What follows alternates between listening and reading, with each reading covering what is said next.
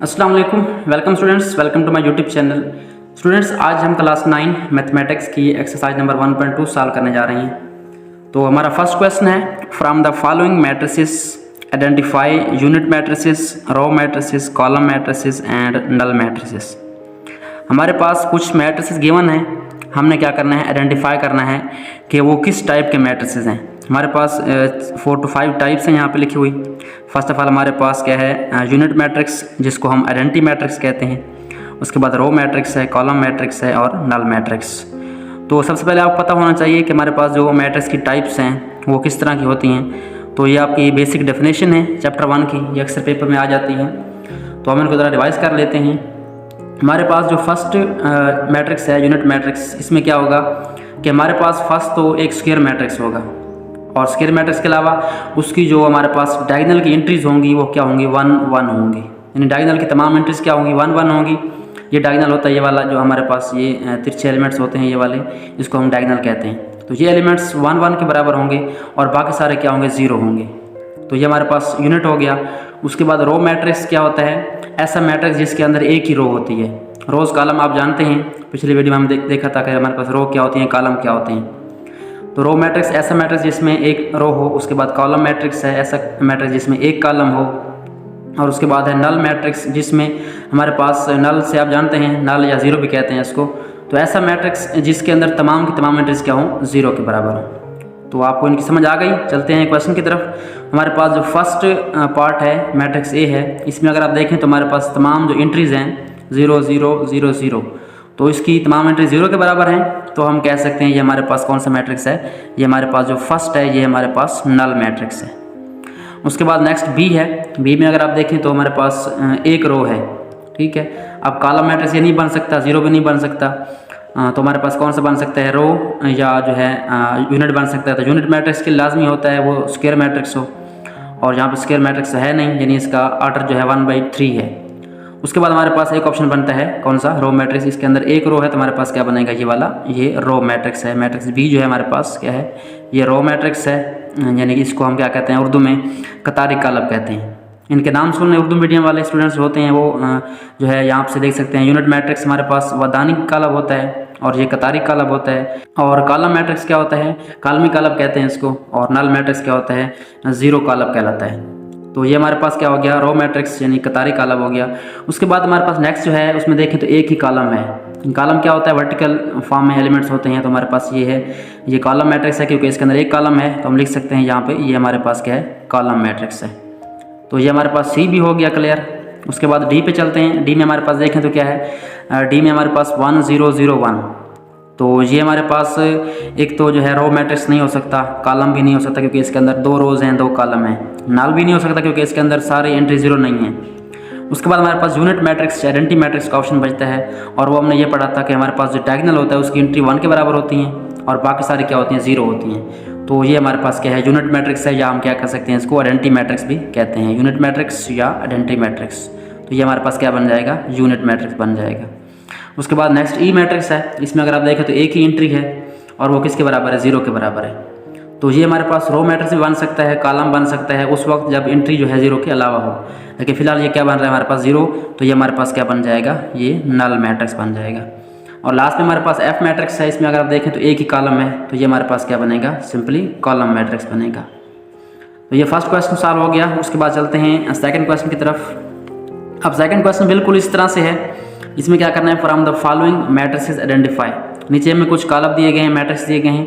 हमने क्या करना है, उनकी शिनाख्त करनी है कि हमारे पास कौन सा मैट्रिक्स है, स्क्वायर मैट्रिक्स है, मुरब्बी कालब है, या रेक्टेंगुलर मैट्रिक्स जिसको हम मुस्ततीली कालब कहते हैं। उसके बाद रो मैट्रिक्स, कतारी कालब, कॉलम मैट्रिक्स, कॉलमी कालब, आइडेंटिटी मैट्रिक्स, वदानी कालब, और नल मैट्रिक्स क्या होता है, अभी हमने पढ़ा है 0 कालब, 0 मैट्रिक्स। तो हम स्टार्ट करते हैं। सबसे पहले हमारे पास स्क्वायर और रेक्टेंगल यहाँ पे 2 न्यू हैं, इनको हम पढ़ लेते हैं। अब स्क्वायर मैट्रिक्स क्या होता है, आप जानते हैं स्क्वायर का वर्ड क्या होता है। स्क्वायर एक ऐसी शेप होती है जिसमें जो है तमाम साइड्स क्या होती हैं, बराबर होती हैं। यानी हर साइड की लेंथ क्या होती है, 4 साइडें होती हैं हमारे पास, तो वो क्या होती हैं, बराबर होती हैं। तो इसका मतलब ये है कि ऐसा मैट्रिक्स होगा जिसमें जो है हर तरफ से जो है रोज़ और कॉलम क्या होंगे, इक्वल होंगे। Number of rows is equal to number of columns. उसके बाद रेक्टेंगुलर है। रेक्टेंगल की शेप आप जानते हैं, एक लेंथ बड़ी होती है एक छोटी होती है। तो उसमें क्या होता है हमारे पास, रेक्टेंगुलर मैट्रिक्स कैसा मैट्रिक्स होगा? ऐसा मैट्रिक्स जिसमें number of rose and number of column equal नहीं होंगे, यानी कॉलमों और कतारों की तादाद बराबर नहीं होगी। चलिए स्टार्ट करते हैं। हमारे पास फर्स्ट मैट्रिक्स है, अगर आप देखें तो यहाँ हमारे पास 2 रोज हैं और 3 कॉलम हैं। अब इनमें से कौन सा ऑप्शन हो सकता है? नल भी नहीं हो सकता, आइडेंटिटी नहीं हो सकता, वो स्क्वायर मैट्रिक्स होता है क्योंकि उसकी डायगोनल की एंट्रीज 1 1 होती हैं। रो मैट्रिक्स, कॉलम मैट्रिक्स भी नहीं हो सकता, रेक्टेंगुलर हो सकता है या स्क्वायर हो सकता है। तो स्क्वायर में क्या होता है? रोज और कॉलम बराबर होते हैं, लेकिन यहाँ पे क्या है? रोज 2 हैं और जो कॉलम है वो क्या है? 3 है। तो हम इसको क्या कर सकते हैं? ये हमारे पास कौन सा मैट्रिक्स है? रेक्टेंगुलर मैट्रिक्स है। तो हम यहाँ पे लिख देते हैं कौन सा मैट्रिक्स है? ये रेक्टेंगुलर मैट्रिक्स है, यानी इसको उर्दू में हम क्या कहेंगे? मुस्ततीली कॉलम कहेंगे। तो सेकंड पार्ट हमारे पास है 301। अब यहाँ पे अगर आप देखें तो हमारे पास क्या है? एक ही कॉलम है, तो क्या बनेगा हमारे पास? ये क्लियरली कॉलम मैट्रिक्स बनेगा। तो ये हमारे पास कॉलम मैट्रिक्स है। उसके बाद नेक्स्ट है 2 रोज हैं और 2 कॉलम हैं, और आइडेंटिटी मैट्रिक्स नहीं हो सकता क्योंकि यहाँ पे हमारे पास क्या है? 1 1 नहीं है। और क्या हो सकता है? ये स्क्वायर मैट्रिक्स हो सकता है क्योंकि इसमें रोज और कॉलम की तादाद क्या है? बराबर है। तो हम इसको कहते हैं स्क्वायर मैट्रिक्स। हमारे पास क्या बनेगा? ये वाला स्क्वायर मैट्रिक्स बन जाएगा। उसके बाद हमारे पास फोर्थ पार्ट है। इसमें अगर आप देखें तो हमारे पास क्या है? 1 0 0 1 है। तो यहाँ पे अगर आप देखें तो हमारे पास ये जो डायगोनल एंट्रीज हैं ये किसके बराबर हैं? 1 के बराबर हैं, और इसके अलावा हमारे पास 0 के बराबर हैं। तो ये क्लियरली हमारे पास कौन सा मैट्रिक्स बन रहा है? स्क्वायर तो है ही है, स्क्वायर मैट्रिक्स क्योंकि रोज 2 हैं और कॉलम भी 2 हैं। बट उससे अलावा हमारे पास जो एक और हमारे पास टाइप है स्क्वायर मैट्रिक्स की, आइडेंटिटी मैट्रिक्स या यूनिट मैट्रिक्स, वो बन रही है। वेतर के अरकान इसके डायगोनल एंट्रीज हमारे पास 1 के बराबर हैं, और जो रिमेनिंग नॉन डायगोनल एंट्रीज हैं वो क्या हैं? 0 के बराबर हैं। तो हमारे पास कौन सा बनेगा? ये आइडेंटिटी मैट्रिक्स, या इसको आप क्या कह सकते हैं? यूनिट मैट्रिक्स भी कह सकते हैं। तो ये आइडेंटिटी मैट्रिक्स हो गया। उसके बाद नेक्स्ट हमारे पास है 3 रोज हैं और 2 कॉलम हैं। तो हमारे पास कौन सा मैट्रिक्स है? रेक्टेंगुलर मैट्रिक्स, जिसमें क्या होता है? रोज और कॉलम की तादाद बराबर नहीं होती। तो ये हमारे पास क्या बन जाएगा? रेक्टेंगुलर मैट्रिक्स, यानी मुस्ततीली कॉलम बन जाएगा। उसके बाद हमारे पास नेक्स्ट है, इसमें देखिए तो हमारे पास 1 रो है, तो हम कह सकते हैं ये हमारे पास क्या है? सिंपली रो मैट्रिक्स है। सो नेक्स्ट हमारे पास क्या है? 7 पार्ट है, 1 0 0 एक ही कॉलम है, तो ये हमारे पास क्या बन जाएगा? सिंपली कॉलम मैट्रिक्स बन जाएगा।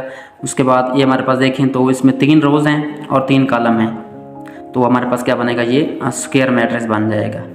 उसके बाद लास्ट हमारे पास क्या है? 3 रोज हैं 2 कॉलम हैं, बट इसकी सारी एंट्रीज किसके बराबर हैं? 0 के बराबर हैं। तो हम कह सकते हैं ये हमारे पास क्या है? नल मैट्रिक्स है। तो ये हमारे पास क्वेश्चन नंबर 2 सॉल्व हो चुका है। अब हम चलते हैं क्वेश्चन नंबर 3 की तरफ। उसमें क्या लिखा हुआ है? From the following matrices identify diagonal matrix, scalar matrix और यूनिट एंड आइडेंटिटी मैट्रिसेस। जहाँ पे हमारे पास 3 तरह के जो है मैट्रिक्स आए हैं, diagonal, scalar and unit matrix. अब ये कौन से मैट्रिक्स होते हैं? Diagonal, scalar and unit. Identity आप पहले पढ़ चुके हैं, तो चलिए हम इनका कंसेप्ट रिवाइज कर लेते हैं। हमारे पास डायगोनल मैट्रिक्स कौन सा होता है? सबसे पहले तो हमारे पास क्या होना चाहिए? एक स्क्वायर मैट्रिक्स होना चाहिए, यानी एक स्क्वायर मैट्रिक्स हो 2x2 ऑर्डर का या 3x3 ऑर्डर का हो। उसके बाद उसकी जो डायगोनल एंट्रीज हैं उनमें से कम से कम जो है एक जो है नॉन ज़ीरो हो। तो हमारे पास शर्त क्या होती है डायगोनल मैट्रिक्स की? कि हमारे पास जो डायगोनल की एंट्रीज हैं उनमें से कम एक नॉन ज़ीरो हो, यानी बाकी ज़ीरो हो सकती हैं। यानी अगर मैं यहाँ पे 0 लिख दूँ तो ये हमारे पास क्या बनेगा? एक एंट्री इसकी नॉन ज़ीरो है, और इसके अलावा जो बाकी तमाम एंट्रीज हैं वो क्या 0 के बराबर हों। तो ये हमारे पास क्या होता है? डायगोनल होता है। अब यहाँ भी कोई और नंबर आ सकता है, 3 माइनस का नंबर आ सकता है, कोई भी आ सकता है, लेकिन शर्त क्या है? कम से कम एक जो है डायगोनल एंट्रीज इसकी नॉन ज़ीरो होनी चाहिए। अगर सारी 0 हो जाए तो क्या बन जाएगा हमारे पास? ये नल मैट्रिक्स बन जाएगा, ज़ीरो मैट्रिक्स बन जाएगा। एक नॉन ज़ीरो होगी तो हम क्या कहेंगे इसको? अगर स्क्वायर मैट्रिक्स है तो इसको क्या कहेंगे हम? Diagonal matrix. ये हमारे पास डायगोनल मैट्रिक्स है। तो उसके बाद हम चलते हैं, इसी को एक्सपेंड करते हैं आगे। हमारे पास इससे बनता है हमारे पास स्केलर मैट्रिक्स, कि स्क्वायर मैट्रिक्स हो और उसकी जो डायगोनल एंट्रीज हैं वो एक जैसी हों। यहाँ पे क्या था? कम से कम एक नॉन ज़ीरो हो, लेकिन यहाँ पे क्या है? उसकी डायगोनल एंट्रीज सेम हो, यानी यहाँ पे अगर 2 है तो यहाँ पे क्या होना चाहिए? 2 होना चाहिए, और बाकी सारे क्या हो? उस तरह 0 हों। इस तरह से अगर केस आ जाए, यानी हम दोनों बराबर हो जाएं, 2 या 3 भी हो सकते हैं, तो हमारे पास क्या बनेगा? ये स्केलर मैट्रिक्स बनेगा। अब जो अगली टाइप है वो इसी से बनती है, अगर हमारे पास जो डायगोनल एंट्रीज हैं वो किसके बराबर हो जाएं? 1 और 1 के बराबर हो जाएं। यानी यहाँ पे अगर 1 1 बन जाए तो क्या बन जाएगा हमारे पास? ये आइडेंटिटी मैट्रिक्स बन जाएगा, वादानी कॉलम बन जाएगा। बट इसी को हम क्या कह सकते हैं? उसमें चेंज कर सकते हैं। अगर यहाँ पे कोई और नंबर है 1 के अलावा बट सेम हो, अगर ये 1 1 है और बाकी 0 0 हैं, तो हम इसको क्या कह सकते हैं? हमारे पास ये क्या है? यूनिट मैट्रिक्स है, या इसको हम क्या कहते हैं? आइडेंटिटी मैट्रिक्स, वादानी कॉलम कहते हैं। तो चलिए आप देखते हैं हमारे पास जो क्वेश्चन है वो कौन से हैं। हमारे पास जो फर्स्ट मैट्रिक्स है वो क्या है? ए है। इसमें लिखा हुआ है हमारे पास 4 0 0 4, तो अभी हमने डिस्कस किया स्क्वायर मैट्रिक्स है और इसकी डायगोनल एंट्रीज क्या है हमारे पास, ये इक्वल हो रही हैं। तो हम क्या कहेंगे इसको, ये डायगोनल तो है ही है लेकिन उसके अलावा स्केलर भी है, यानी ये बराबर हो गया। अगर यहाँ पे और एलिमेंट होता हमारे पास क्या बनता, ये डायगोनल बनता, तो अब हमारे पास क्या बनेगा, ये हमारे पास स्केलर बनेगा, स्केलर मैट्रिक्स स्केलर कॉलम बन गया। नेक्स्ट पे आ जाएँ 2 0 0 -1, डायगोनल एंट्रीज नॉन जीरो हैं और सेम भी नहीं है और बाकी सारे जीरो हैं, तो ये हमारे पास क्या बनेगा, डायगोनल मैट्रिक्स। अभी हमने इसको डिस्कस किया है कि डायगोनल एंट्रीज कम से कम एक जो है नॉन जीरो हो और बाकी सारे क्या हो, जीरो हों और ये डिफरेंट होने चाहिए। नेक्स्ट में आप देखें सी में, तो हमारे पास क्या है 1 0 0 1, डायगोनल एंट्रीज 1 के बराबर हैं और ये 0 0 हैं, तो हमारे पास ये क्या बन जाएगा, यूनिट मैट्रिक्स, या इसको हम क्या कहते हैं, आइडेंटिटी मैट्रिक्स कहते हैं। नेक्स्ट हमारे पास टाइप है डी में अगर आप देखें तो 3 0 0 0, यहाँ पे हमारे पास डायगोनल एंट्री में एक जो है नॉन जीरो है, बाकी सारे क्या हैं, जीरो हैं। तो हमने ये फर्स्ट टाइप पढ़ी थी डायगोनल की कि अगर डायगोनल एंट्री में एक नॉन जीरो हो और बाकी सारे जीरो हों तो ये हमारे पास क्या बनता है, डायगोनल मैट्रिक्स ही बनता है। इसको हम क्या कहते हैं, उर्दू में बतरी कॉलम कहते हैं। उसके बाद नेक्स्ट मैट्रिक्स हमारे पास सॉल्व नहीं है, इसको सॉल्व कर लेते हैं पहले। ये हमारे पास जब सॉल्व होगा क्या बनेगा हमारे पास, आप इसको सॉल्व करें। 5 - 3 क्या होता है हमारे पास, ये 2 होता है, यहाँ पे 2 लिख लें, 0 का 0 आ जाएगा और ये 0 का 0 आएगा और 1 + 1 क्या होगा हमारे पास, 2 बन जाएगा। तो अब ये क्या बन गया है, यहाँ पे जो हमारे पास डायगोनल एंट्रीज हैं उस बराबर हो गई हैं, सेम हो गई हैं, बाकी सारी नॉन डायगोनल एंट्री 0 हैं, उसको हम क्या कर सकते हैं, ये हमारे पास क्या है, स्केलर मैट्रिक्स है। तो ये हमारे पास क्वेश्चन 3 भी सॉल्व हो चुका है। अब चलते हैं क्वेश्चन नंबर 4 की तरफ। क्वेश्चन 4 हमारे पास क्या है, क्वेश्चन 4 पढ़ते हैं। Find negative of the matrices A B C D and E when A B C D E given है, हमने क्या करना है, इन मैट्रिसेस का नेगेटिव मैट्रिक्स फाइंड करना है। अब नेगेटिव मैट्रिक्स कैसे फाइंड होगा, आपने क्या करना है, सिंपली जो नाम दिया हुआ है इसको आपने क्या लगा देना है, -a कर देना है और इक्वल लगाएंगे तो हमारे पास क्या होगा, नेगेटिव आप जानते हैं जिस तरह हम नंबर स्क्वायर इनवर्स लेते हैं। सो यहाँ क्या करना है हमने, इसका जो है पॉजिटिव साइन है वो नेगेटिव में जाएगा और नेगेटिव वाला पॉजिटिव में आएगा। तो यहाँ पे देखिए 1 है, इसको आप क्या कर दें, -1 कर दें, 0 एज इट इज़ आएगा और -1 को क्या कर देंगे हम, +1 कर देंगे, ये हमारे पास क्या बन जाएगा, प्लस का 1 बन जाएगा। तो ये हमारे पास A का नेगेटिव मैट्रिक्स आ चुका है। उसके बाद B का निकालते हैं, -P लिखें आप लोग। उसके बाद इस मैट्रिक्स के तमाम जो एंट्रीज़ हैं उनके साइन चेंज कर देने हैं। अब साइन हमारे पास 3 का प्लस है तो यहाँ पे क्या आ जाएगा हमारे पास, ये -3 आ जाएगा और उसके बाद -1 है तो क्या बन जाएगा, प्लस का 1 बन जाएगा। यहाँ +2 है तो क्या बन जाएगा हमारे पास, -2 और ये +1 तो क्या बन जाएगा, -1 बन जाएगा। तो ये हमारे पास B का नेगेटिव मैट्रिक्स आ गया। उसके बाद C का निकालना है तो क्या लिखेंगे हम, -C और इसके एलिमेंट की जो हमारे पास साइंस हैं उसको चेंज कर देंगे। 2 का आएगा -2, 6 का आएगा -6, 3 का आएगा -3 और हमारे पास 2 है उसका आएगा -2। तो ये हमारे पास C का नेगेटिव मैट्रिक्स आ चुका है। उसके बाद हमारे पास मैट्रिक्स D है, इसको देखें, इसका आप क्या लिखेंगे, -D लिखेंगे और उसके बाद जो साइन है एंट्रीज के वो चेंज कर देंगे। -3 क्या बन जाएगा, +3, प्लस आप लिखें या ना लिखें, ये हम जानते हैं कि हमारे पास पॉजिटिव नंबर ही होता है। उसके बाद 2 है तो ये क्या बन जाएगा, -2 और -4 क्या बन जाएगा, +4 और +5 क्या बन जाएगा, -5। तो ये हमारे पास -D आ गया। लास्ट हमारे पास क्या है, -E है, इसको सॉल्व करें, -E लिखेंगे और E की एंट्रीज के साइन जो है चेंज कर देंगे। 1 का क्या आ जाएगा, -1, -5 क्या बन जाएगा, +5 और 2 क्या बन जाएगा, -2 और 3 क्या बन जाएगा, -3। तो ये हमारे पास नेगेटिव ऑफ मैट्रिक्स फाइंड हो चुका है। उसके बाद नेक्स्ट हमारे पास क्वेश्चन है 5। इसमें हमारे पास न्यू टॉपिक है। इसमें क्या लिखा हुआ है हमारे पास, find the transpose of each of the following. अब ट्रांसपोज क्या होता है, आपने डेफिनेशन जब पढ़ेंगे तो वहाँ पे आपको पहले की डेफिनेशन ट्रांसपोज ऑफ मैट्रिक्स, उसमें क्या होता है कि हम किसी भी गिवन मैट्रिक्स के जो रोज़ हैं उनको कॉलम में चेंज करते हैं या उसके कॉलम को रोज़ में चेंज करते हैं। इनमें से आपने एक काम करना है, यानी या तो आपने कॉलम को रोज़ बनाना है या रोज़ को कॉलम बनाना है। अब यहाँ पे देखें तो हमारे पास एक मैट्रिक्स A है, उसका एक ही कॉलम है, तो हम क्या करेंगे, इसकी एक रो बना देंगे।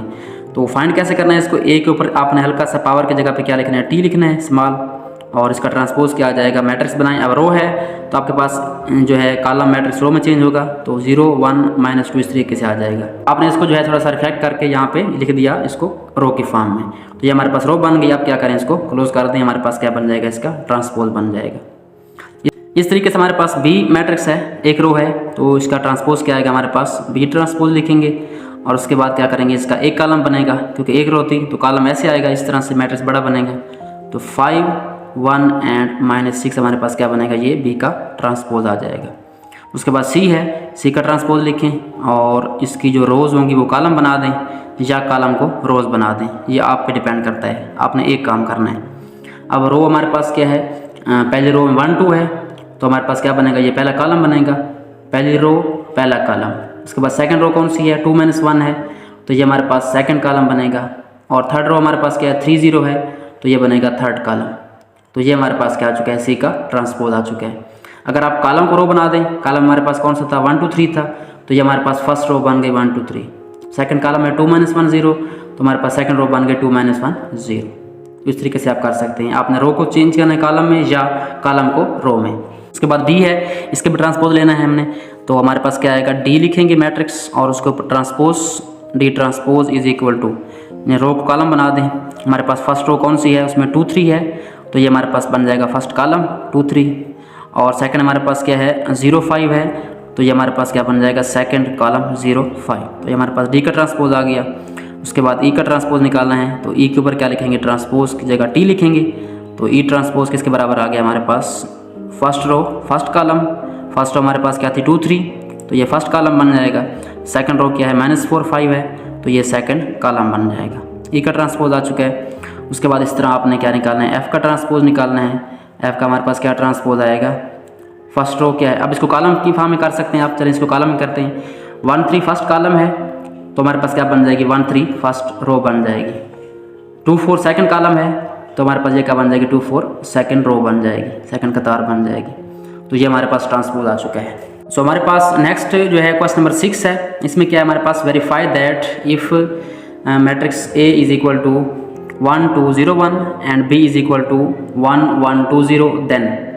हमारे पास क्या है, क्वेश्चन 6 है, इसमें हमारे पास क्या करना है, हमने दो पार्ट प्रूव करने हैं, वेरीफाई करने हैं। ए बी मैट्रिक्स गिवन है, हमने क्या करना है, पहले पार्ट में ए ट्रांसपोज और उसका अगेन ट्रांसपोज लेना है। उसका आंसर क्या आना चाहिए, हमारे पास मैट्रिक्स ए आना चाहिए। तो स्टार्ट करते हैं इसको। सबसे पहले आपने क्या लिखना है, सोल्यूशन, और उसके बाद आपने क्या लिखना है, मैट्रिक्स ए आपके पास गिवन है, आप उसका जो है मैट्रिक्स लिख लें। मैट्रिक्स ए हमारे पास क्या आ जाएगा, मैट्रिक्स ए आप लिखेंगे, हमारे पास है 1 2 एंड 0 1। तो ये ए आ गया। हमने क्या करना है, इसका ट्रांसपोज डबल लेना है, तो हमें क्या करना पड़ेगा, पहले ए का ट्रांसपोज लेना पड़ेगा। तो ए का ट्रांसपोज हमारे पास क्या आ जाएगा, फर्स्ट रो क्या है 1 2 है तो ये बन जाएगा फर्स्ट कॉलम, और सेकंड रो 0 1 है तो ये बन जाएगा सेकंड कॉलम। अब ये एक बार आ गया, अब क्या करना है, आपने दोबारा इसका ट्रांसपोज लेना है, यानी ट्रांसपोज ऑफ ए ट्रांसपोज, यानी ए के ट्रांसपोज का ट्रांसपोज क्या आएगा हमारे पास। दोबारा आपने क्या करना है, इसका ट्रांसपोज लेना है। तो फर्स्ट रो हमारे पास 1 0 है, ये फर्स्ट कॉलम बन जाएगा, और सेकंड रो हमारे पास 2 1 है तो ये सेकंड कॉलम बन जाएगा। तो अब अगर आप नोट करें, ट्रांसपोज ऑफ ए ट्रांसपोज किसके बराबर है, इस मैट्रिक्स के, और ये हमारे पास कौन सा है, ए मैट्रिक्स है, यानी 1 2 1 2 0 1 0 1। वो हम लिख सकते हैं हैंस वेरीफाइड, हमारे पास जो है वेरीफाइड हो चुका है। क्या वेरीफाई हो चुका है कि हमारे पास क्या है, जो ट्रांसपोज ऑफ ए ट्रांसपोज है, यानी ए के ट्रांसपोज का ट्रांसपोज किसके बराबर है, मैट्रिक्स ए के बराबर है। इस तरीके से आपने इसको करना है, बी पार्ट को आपने मैट्रिक्स बी लिखना है, और बी मैट्रिक्स में हमारे पास क्या है 1 1 2 एंड 0। आपने फर्स्ट बी का ट्रांसपोज लेना है, तो हमारे पास क्या आ जाएगा, बी का ट्रांसपोज, यानी फर्स्ट रो है ये बनेगा फर्स्ट कॉलम, सेकंड रो है 2 0 ये बनेगा हमारे पास सेकंड कॉलम। इसका अगेन ट्रांसपोज लेना है, तो हमारे पास क्या आ जाएगा, बी ट्रांसपोज का ट्रांसपोज। उसके बाद अगेन ट्रांसपोज लें बी ट्रांसपोज का, फर्स्ट रो क्या हमारे पास 1 2 है तो ये बन जाएगा फर्स्ट कॉलम। अब सेकंड रो हमारे पास 1 0 है तो ये बनेगा सेकंड कॉलम 1 0। तो ये हमारे पास बी ट्रांसपोज का ट्रांसपोज आ चुका है। अब अगर आप इसको कंपेयर करें बी के साथ, तो ये वाली जो हमारे पास 1 1 2 0 है किसके बराबर है, बी के बराबर है। सो हम लिखेंगे हैंस वेरीफाइड, जो उर्दू मीडियम वाले हैं वो क्या लिखेंगे, पस साबित हुआ, ठीक है, पस साबित हुआ। हमारे पास क्या है, बी ट्रांसपोज का ट्रांसपोज किसके बराबर है, बी के बराबर है। तो ये हमारे पास वेरीफाई हो चुका है। So students, I hope so आपको ये एक्सरसाइज समझ आ गई होगी कि कैसे हमने इसको सॉल्व करना है। बेसिकली यहाँ पे तमाम डेफिनेशंस ही हैं और एक दो कंसेप्ट है ट्रांसपोज का, बाकी सारे क्या डेफिनेशन है। आपने डेफिनेशन अच्छी तरीके से याद करनी है क्योंकि ये डेफिनेशन पेपर में आती हैं और यहाँ पे आप सॉल्व कर सकते हैं क्वेश्चन को, और एमसीक्यूज में भी ये एमसीक्यूज आते हैं इस टाइप के। तो जब आपको डेफिनेशन याद होंगी तभी आप क्या कर सकते हैं, इस तरह क्वेश्चन सॉल्व कर सकते हैं इजली। आई होप सो आपको आज की जो मशक है ये समझ आ गई होगी। इंशाल्लाह नेक्स्ट वीडियो में हम क्या करेंगे, नेक्स्ट एक्सरसाइज 1.3 सॉल्व करेंगे। Thanks for watching and don't forget to subscribe my channel.